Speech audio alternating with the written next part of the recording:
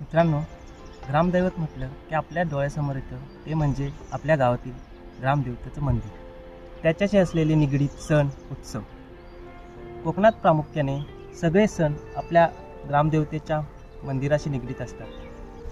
गावावर संकट येऊ नये म्हणून एखाद्या रक्षणकर्ता देवाची किंवा देवीची स्थापना करून तिथे मंदिर उभारायचे आणि गावातील सण उत्सव या मंदिराच्या साक्षीने पार पाडायचे. कोकणातील प्रत्येक सण हे आपल्या ग्रामदेवतेशी निगडीत असतात. हे दैवत पूर, दुष्काळ अशी नैसर्गिक आपत्ती आणि रोगराईपासून आपल्या गावातील लोकांचे संरक्षण करत असते. ग्रामदेवता ही संपूर्ण गावाचे दैवत आहे. म्हणजे काय तर गावामध्ये जर 1000 गोत्र, 96 कुळं, 18 प्रगट जाती राहत असतील तर त्या संपूर्ण जातींचे, संपूर्ण गोत्रांचे हे एकच ग्रामदैवत असते. कुलदेवता, इष्टदेवता ह्या जरी वेगवेगळ्या असल्या तरी आपले ग्रामदैवत हे एकच असते. गावामध्ये राहणारा माणूस हा कोणत्याही जातीचा असो, कोणत्याही धर्माचा असो, कोणत्याही पंथाचा असो, परंतु त्याचे ग्रामदैवत हे एकच असते. चला तर मित्रांनो, तुम्ही ज्या एका गोष्टीचे आतुरतेने वाट बघताय त्या श्री भैरवनाथाच्या दर्शनाची वेळ आता आलेली आहे.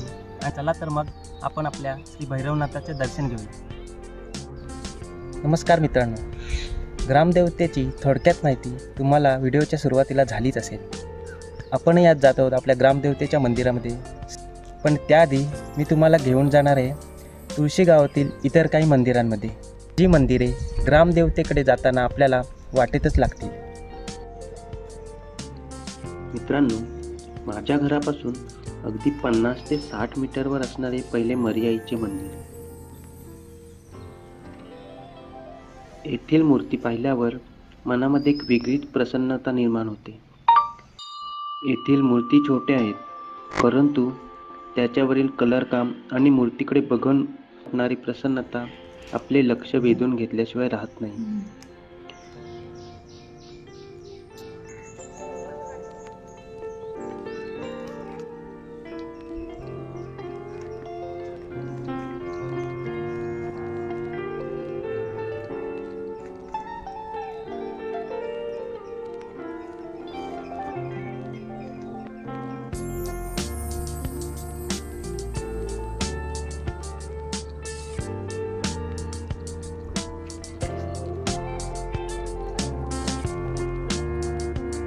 मरियाई मंदिराच्या पुढे लगेचच दुसऱ्या बाजूला लागते ते म्हणजे श्री गणेशाचे मंदिर.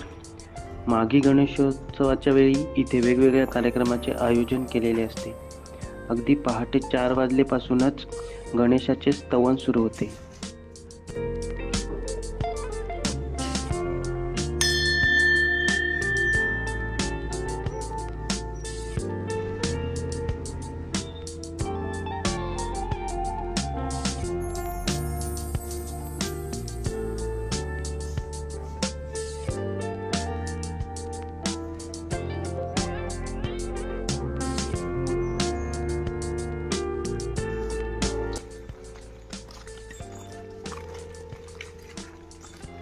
मित्रांनो, गणेशाचं दर्शन झालेलं आहे. आता आपण जात आहोत विठ्ठल रखुमाई मंदिरामध्ये. त्याचबरोबर तिथे असलेल्या, त्याच्याच समोर असलेल्या श्री मारुतीच्या मंदिरामध्ये.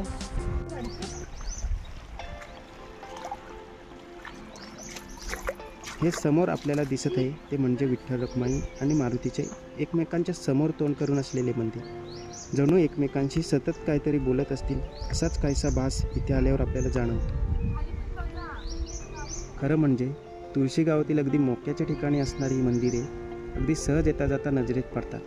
अगदी सहजच फेरफटका मारण्यासाठी आलेले लोकसुद्धा या मंदिरात दर्शन घेऊन येतात.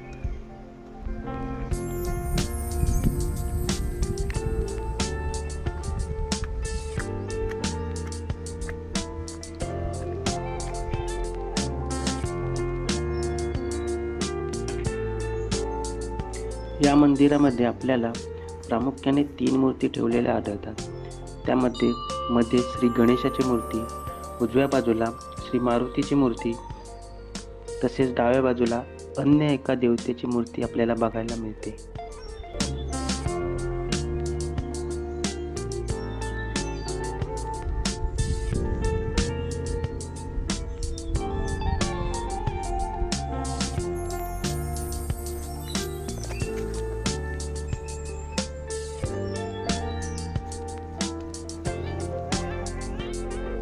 मारुती मंदिराच्या अगदी समोरच आपल्याला विठ्ठल रखुमाईचे सुद्धा दर्शन होते.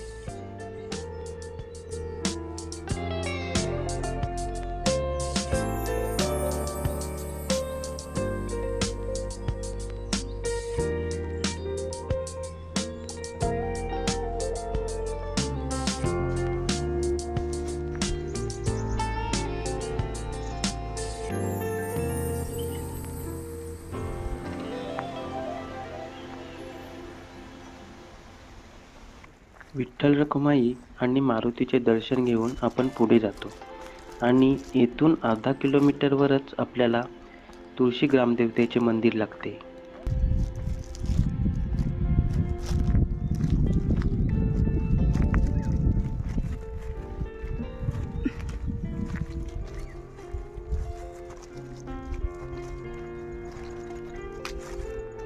तर मित्रांनो, आता आपण आलो आहोत भैरवनाथ मंदिराच्या जवळ, आमच्या तुळशी ग्रामदेवतेच्या मंदिराजवळ. तुम्ही बघू शकता, हे आहे आपल्या मागे श्री तुळशी ग्रामदेवतेचे श्री भैरवनाथाचे मंदिर. चला तर आपण इकडे जाऊया.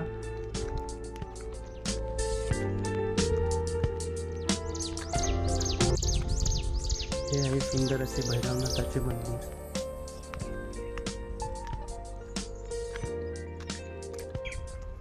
सर्वसाधारणपणे अनेक पारंपरिक समाज आणि संस्कृतीमध्ये ग्रामदेवतेचे मंदिर हे एका महत्त्वाच्या जागी असते. ग्रामदेवतेचे मंदिर हे गावाचे एक अविभाज्य भाग असतो. मंदिर हे गावाच्या तसेच समाजाच्या आध्यात्मिक केंद्राचे प्रतिनिधित्व करत असतो.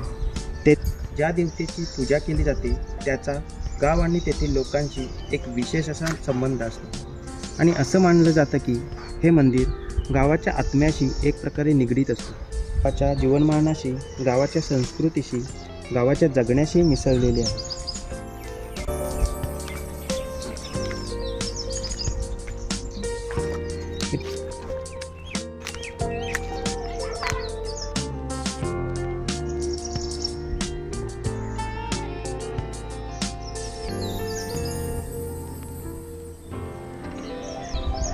ही व्हिडिओ जर तुम्हाला आवडली असेल तर नक्की इतरांना शेअर करा आणि आपल्या चॅनलवर नवीन असाल तर आपला चॅनल सबस्क्राईब करायला विसरू नका.